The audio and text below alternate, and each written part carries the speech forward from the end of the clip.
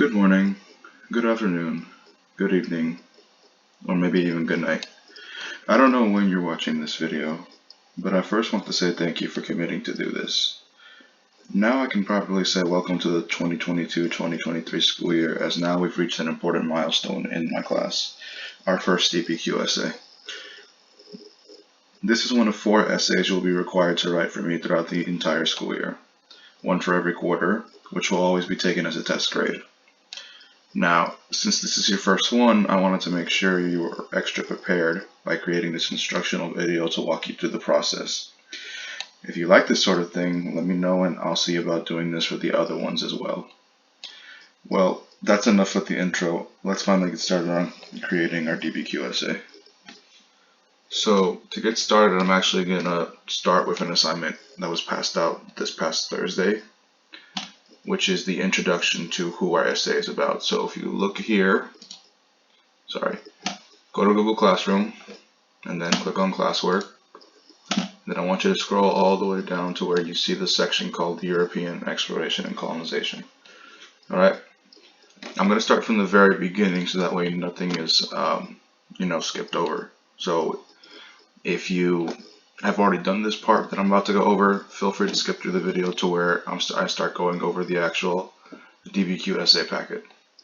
But for those of you that are starting from scratch, go ahead and click on Cabeza de Vaca Introduction. And then I want you to click on the Google Doc that says Cabeza de Vaca Intro. Depending on your screen, it might be showing up on this side or even the first slot, but just whatever order it's in, make sure you click on Cabeza de Vaca Intro. So here's a document that many of you might be familiar with if you were in class that day, if you are someone who wasn't in class that day, or is having to do this on paper. Just forget about this right now. What I want you to do is to scroll all the way down till we get to the actual reading. So for those of you who don't know, this essay is involving a Spaniard called Cabeza de Vaca. He is the Spaniard that is associated with Texas. Okay. Before, when we talked about Native American tribes, we talked about that there was actually, a specific Spaniard credited with those tribes. So like for the Aztecs, the Spaniard that conquered them was Hernán Cortés. For the Incas, the Spaniard that was involved with them was Francisco Pizarro. Well, the Spaniard that was involved with Texas the most is Cabeza de Vaca. So this story right here is just to give you some background information on who we're going to be writing our essay about. So I'm not going to go through and read the entire story, but what I will do is I'm going to show you what I want. So first off, if you do not have it already, go ahead and number your paragraphs 1 through 6. Alright, here's number 1. It should be in front of in the spring of 1527. Here's number 2. It should be in front of after 2 difficult months. Number 3 is in front of carrying fresh water. Number 4 is in front of historians now believe. Number 5 is in front of the island on which Cabeza landed. And number 6 is in front of then in the fall of 1532. Okay, so please make sure you number the paragraphs 1 through 6 because there are 6 paragraphs, and follow along as I show you what I want. So the purpose of this reading is that you get acquainted with who Cabeza de Vaca is. So this is basically a rough summary of his story. Okay, what I'm going to do is I'm going to read paragraph 1 for you, and I'm going to show you what I want you to do with this reading. So one other thing, because this is a Google Doc and not a set paper, there is the possibility that your story might actually dip over into the next page depending if you wrote stuff over here in the top sections. That's normal. Just make sure if that's the case, you realize that and that you read it in the correct order still. Okay? The way this is formatted, you should read it from top to bottom, left to right. So you need to read this half of the paper first, and then jump back up and read the right half of the paper first. Okay?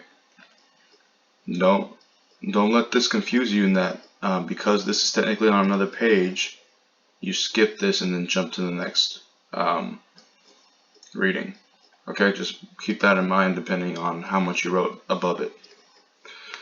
Now, on what I'm actually asking you to do, I'm asking you to annotate electronically. This is something that a lot of you probably have not done before, especially in my classes. Up until this point, we've done mostly everything on paper, but now is the first time I'm asking you to annotate electronically. So I thought I'd demonstrate on what I want you to do. So I'm going to read the first paragraph, and I'm going to show you what I want and what I mean by annotating electronically. So to get started, in the spring of 1527, 5 Spanish ships left the port of Seville and set sail for the New World. Alright, I'm going to highlight everything that I think is important. And you should too. So whatever I do, you should do. So go ahead and highlight this section with your cursor, and then go up to the toolbar on top of Google Docs and click on the highlight button. Pick whatever color you want. I don't really care as long as, you know, it's still visible. So for me, I'm just going to go basic and go with yellow. Okay? So I highlighted what I thought was important. Now, I'm going to keep going. The leader of the expedition was a conquistador named Panfilo de Narvaez, who had a dream to establish settlements along the coast of the Gulf of Mexico. Okay, I'm going to highlight. The leader was named Panfilo de Narvaez.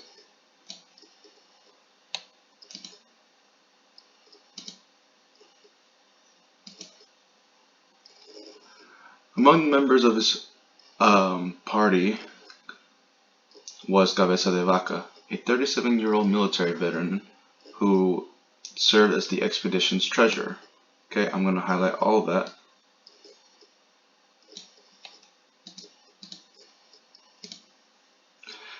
Now, after wintering in Cuba, Narvaez set out for northeastern Mexico. However, tricky currents in the Gulf of Mexico pushed the ships off course, and Narvaez, hopelessly confused, made an accidental landfall near modern-day Tampa Bay, Florida.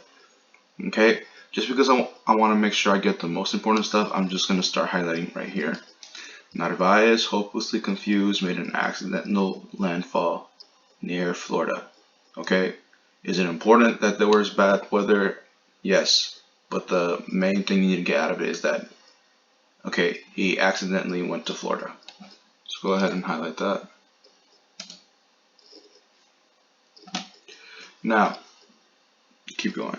In a decision that would prove fateful, Narvaez ordered 300 men to leave the ships and march inland on a search for treasure. They would never see their ships again. Okay? I'm going to say this. Starting from Narvaez, from here all the way to the end, he ordered 300 men to march on land to search for treasure. Those people that were ordered off the ship never saw the ships again. Alright, so here's a basic outline of what I did. I read the story, and I picked apart what I thought was most important. So as you can see, I thought basically about 4 chunks was the most important. Now, that's me underlining / highlighting. How am I going to gist? Well, luckily, you guys should have numbered it paragraphs 1 through 6. So what you should do is, I would highlight this number 1, and then notice how these icons pop up on the right. Okay, I want you to click this icon that's basically a box with a plus sign on it. It says add comment. It's also up here on the top of the toolbar if you rather click on it from there. Either way, just please make sure you click on this button either here or here, and when you do, a dialog box will pop up. Notice now that the number 1 is highlighted orange. Okay, that's supposed to let you know that this corresponds to the box. So Now I'm going to write a gist on what I just read. Okay, again, this gist should basically quickly summarize what this was about. So if you just give me a second.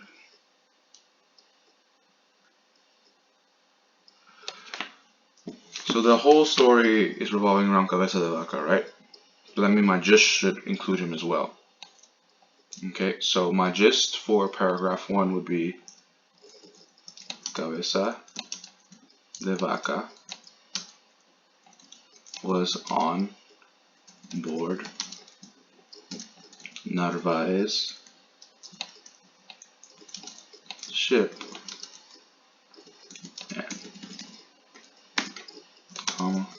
and accidentally landed in Florida.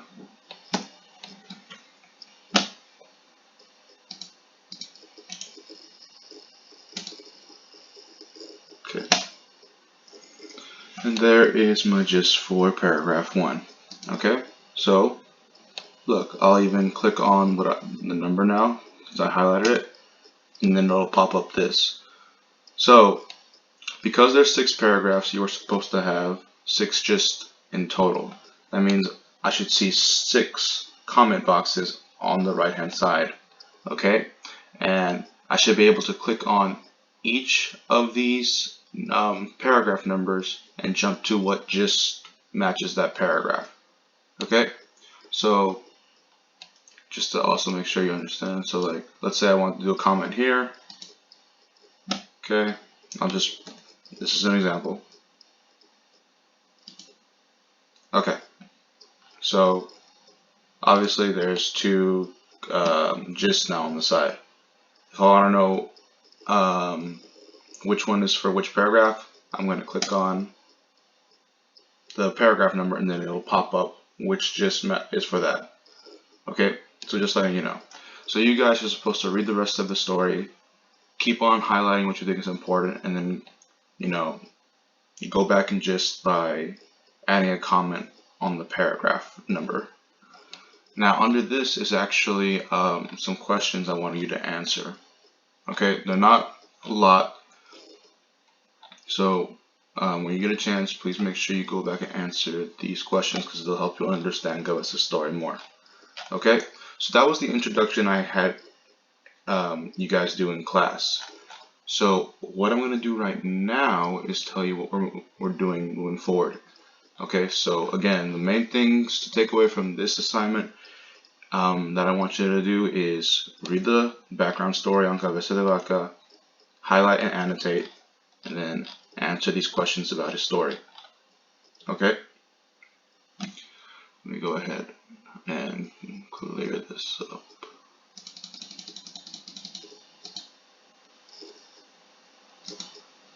Now, that was the introduction. Here is the actual essay portion we're going to start working on. So, go to the the next assignment under where it says Cabeza de Vaca DBQ essay. Okay, you'll see that there's 2 attachments. Please click on the one that says Cabeza de Vaca DBQ packet. This is something that I'll talk about at a much later time, so don't even worry about this right now. Just focus on opening this up. So when you open it up, you'll actually see the main packet that you'll be working through to actually craft your essay. Okay, it's divided up into sections where here's an opener and then here's the actual documents you'll use. Okay, so the main idea is you will read these documents, annotate and answer the questions on each one, and learn about Cabeza de Vaca's time living in Texas. Alright? Afterwards, you're going to use what you found out to write an essay that will answer this question at the very end. How did Cabeza de Vaca survive? Okay, that is the question you guys are trying to answer in your essays. Okay, so we're going to break down a good portion of this handout or packet, excuse me. I'm not going to do everything with you. but I'm going to give you examples on what I want you to do in each section so that way you guys are not lost. Alright? So, follow along with me as I break it down. So like I said, you guys are going to be writing an essay on Cabeza de Vaca. You're going to write an essay answering how did Cabeza de Vaca survive. Okay? So over here I actually gave you some questions that actually help you really think about what you're being asked to do. Alright? So question 1. It says, what words in the prompt above are most important? Okay? So it's a very small question, right? Very short, and honestly doesn't seem like it's that hard to understand. It says, how did Cabeza de Vaca survive? Okay? Well, if I was going to shorten this to just talk about the two most important words I would worry about in this prompt would be the words how and the word survive. Alright? Because that is what we're trying to understand. We're trying to find out what things did Cabeza de Vaca do in order to keep living and not die in this side of the world. Okay, so these are the two most important words. Okay, we're going to talk about how he did it. We're going to talk, when I say how, it's really about what things did he do that lead to his survival. So I'm going to rewrite the question in my own words right here in number 2. Alright, you don't have to write it this way if you feel like you have a better way of explaining it in your head, personally, but at the very least, I'm going to write how I personally perceive this question so that way you guys at least have something to go off of.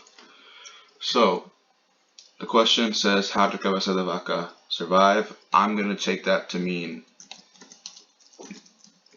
what things did Cabeza de Vaca do to survive? And then I'm going to, for context, I'm actually going to put in Texas. Okay, because again, he's the Spaniard associated with Texas. Now, the third question I'm asking you is, what kind of historical thinking is the prompt asking you to do? So basically, what kind of essay are you being asked to write? Okay, I gave you 3 options. 1 is cause and effect, 2 is compare and contrast, and 3 is change over time. Let me explain what each one would be in an essay format. So start off with cause and effect. Basically, that's me asking you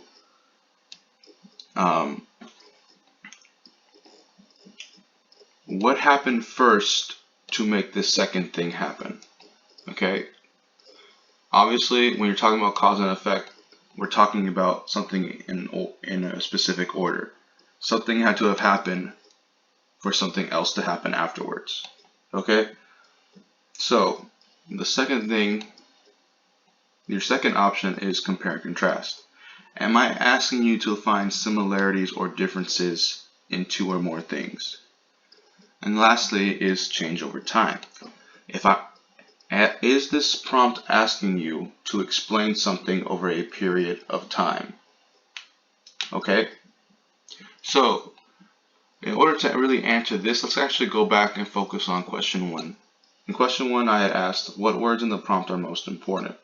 Well, I picked 2 words, how and survive.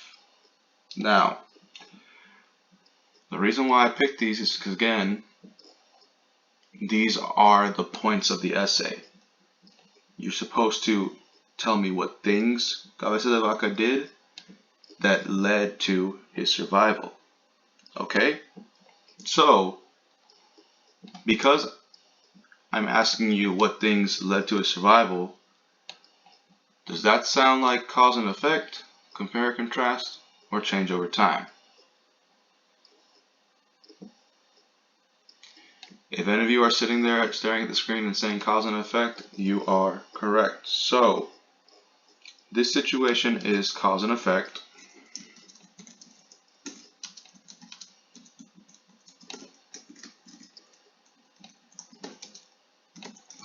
because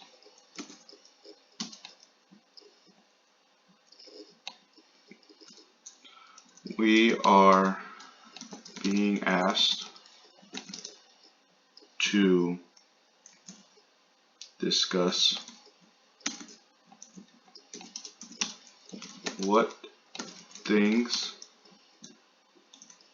Cabeza de Vaca did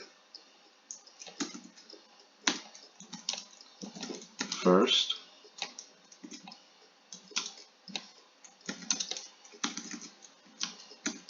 in order to survive.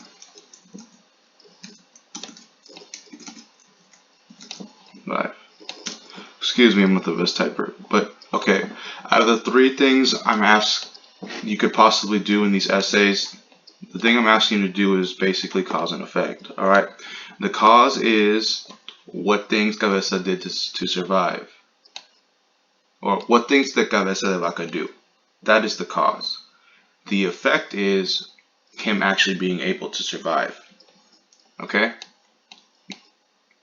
So again, it's cause and effect because we were being asked to discuss what things Cabeza de Vaca did first, and then those things lead to a survival. So it's a cause and effect relationship. So go ahead and also highlight this too, just to make sure you know what kind of essay you're writing. So you're being asked to do cause and effect. Okay? So now we get into the actual documents that you guys will be reading. Okay, these documents are for you to basically do research on the situation, and then using what you found in these documents, excuse me, blanking. Using what you found in these documents, make an argument on your end telling me how Cabeza de Vaca survived. So just to make sure you're always at the center of what you're supposed to do, I went ahead and put the prompt above each document. Alright, I did that not to annoy you, but just so that way you always remember what you're looking for when you're looking at these things. Alright, regardless if you're looking at a picture or reading a little paragraph, the goal is to find out things Cabeza de Vaca did to survive. Just make sure you keep that in the center whenever you guys are working through this. So what I'm going to do is I'm going to work through document A with you, and I'm going to demonstrate what I want you to do in this electronic format. Okay? And then after I've done document A from you, then you will be tasked with doing B, C, and D on your own. Okay? Afterwards, I'm going to show you some other stuff that will come up towards the latter part of this DBQ packet. Okay. Sorry for saying okay a lot. That's kind of like my buffer word. But we're going to go ahead and start with document A. Alright, so again, the main thing we're trying to answer is how did Cabeza de Vaca survive? So we need to keep our eyes on the lookout for stuff that would answer that question. So we're starting with document A, and this already gives you a basic summary of what you're looking at. So in this case, this is a map created from various sources. Okay, it's a little vague, but we at least know it's a map. Okay, in this little box you have something called source notes. I went ahead and put 3 questions that I want you to fill out for each document. Now I will say this, documents A, B, and C have 3 questions because they all have a picture associated with them. But if you look at document D, it's the only one without a picture. So for document D, you only have to answer 2 questions. Alright, the reason I did that is because I still want you to write little notes on the side, or I still want you to highlight what's important, but because this is a picture, you can't actually highlight anything. So I added this question in there so that way you can at least jot down some important things you see in the picture. When you get to stuff like, let's say for C, for instance, who has a paragraph and a picture, you'll still be able to at least highlight certain things that you think are important in this reading. So like, okay, you'll still be able to highlight it if you want to. But again, if you're for the pictures, because you can't actually highlight it, I added this question so that way you can jot down important things you notice. So that's a lot of explanation, but let's actually get into it. So go ahead and basically just work from the top of the page to the bottom. Okay. First things we're going to talk about is the sourcing notes. So we're going to try to answer the question, who wrote this? Okay, so I'm looking at the map and trying to see if there's any name credited with this map. And from what I can tell, there is not a credited source. Okay. Now the reason why there's not a credited source is because this is a map created from various sources, which means this is not taken from just someone's research. This is taken from a whole bunch of different things. All right. So for question 1, it is actually okay for you to put I don't know.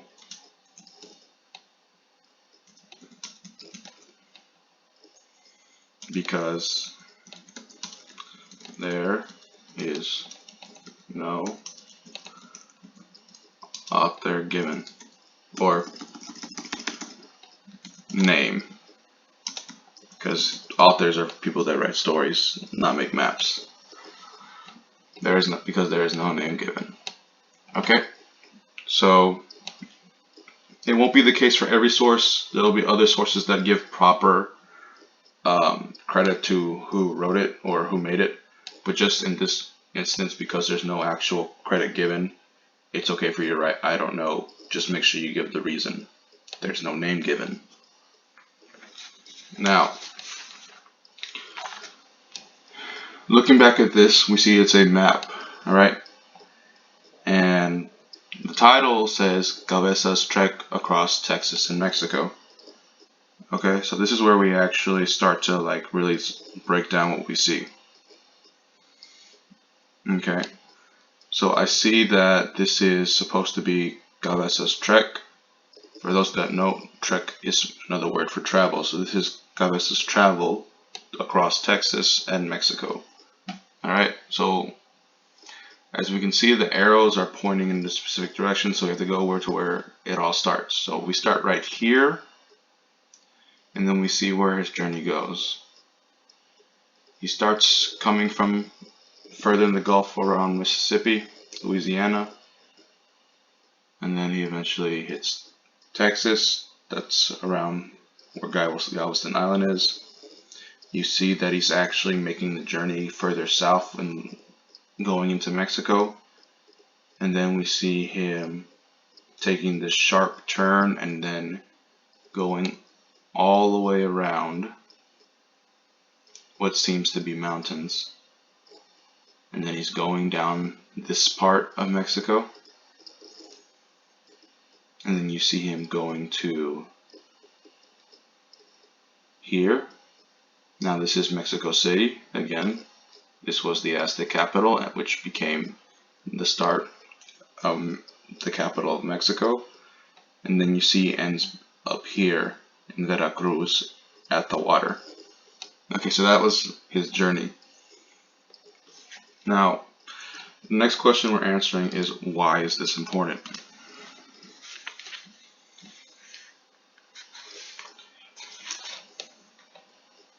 Well, this is important because maps are usually made to tell us about places that happen. So I'm going to assume that this document is important because it informs me of where Cabeza's trip occurred. Okay, and there might also be more background information for me to work with, which there is, and we'll get into that in a second. So as far as why this is important, okay, it's important because it informs me where Cabeza de Vaca went and what it was like.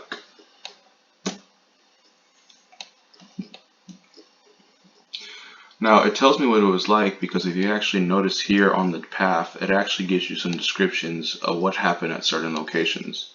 At this location, the description reads 4 rafts shipwrecked on Isle de Marjado in November 1528.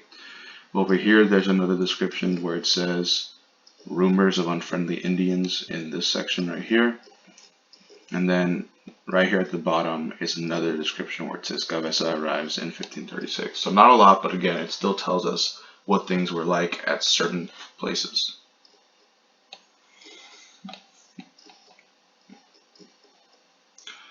Now, going to answer this third question, what do I actually see? This is where you guys can actually write down little notes on what you see in the picture. So this is kind of like the highlighting portion of when you guys annotate reading. So because you can't again highlight the picture, you just start jotting down what important things you see. So going back to what I said before, the map title says Cabeza de Vaca's trek across Texas and Mexico. Based on context clues and the fact that it's a map with an arrow, we can assume that the word trek can mean travel. So this map is showing me the route Cabeza took. So I'm going to go ahead and, start writing like trek means to travel.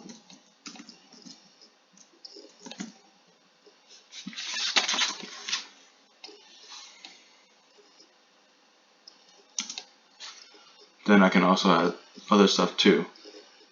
So I noticed that the words say here that 4 rafts were shipwrecked in 1528, and the arrows show Cabeza de Vaca starting to walk down. But then before moving inland, he actually starts walking west, with the words says rumors of unfriendly Indians. So I can assume that he was originally trying to keep going in this direction because we see that at the very end he ended up in this city called Veracruz. So I can assume his original plan was to just stay along the water, but because of apparent rumors of unfriendly Indians, that means he kind of found out some way that there might be unfriendly Indians in the territory. He thought it was best to try and avoid all that and go around. So this is kind of the reasoning for why instead of just keep going south, he took this long way around because he thought it'd be safer for him if he avoided this area.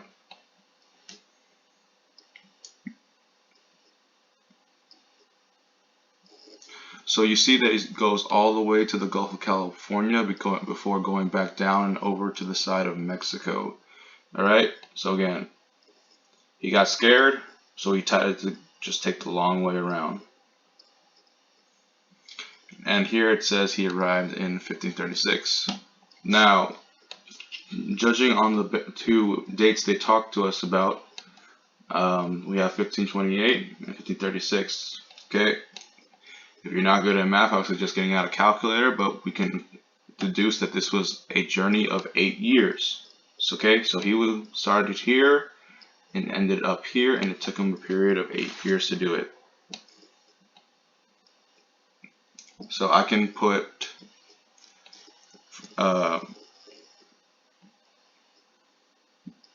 So other things that I noticed in the picture, alright,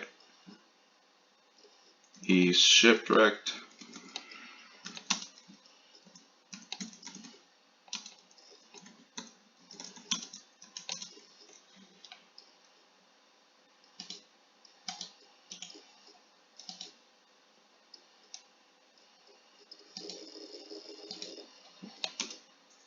In 1528.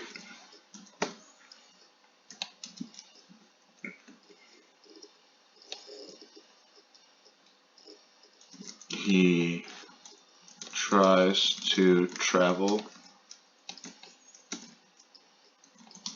along the coast.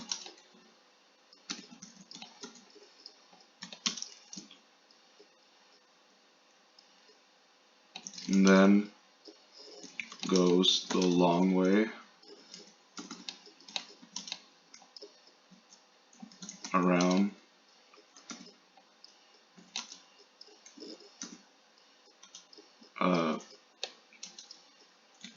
probably because he was scared.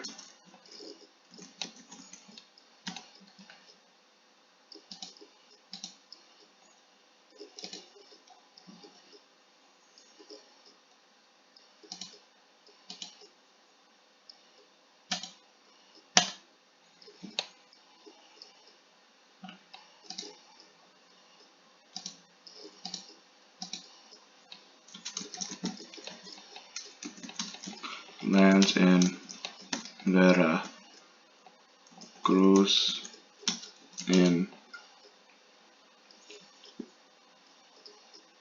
1536. So this is a period of 8 years. Alright. It took 8 years.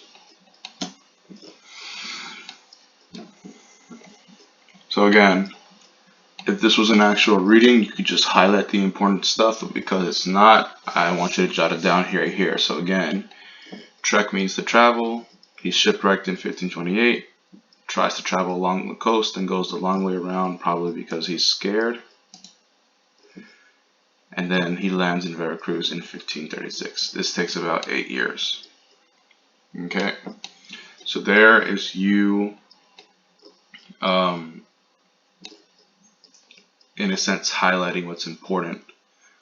Now we get to the next part, which is I'm asking you to gist.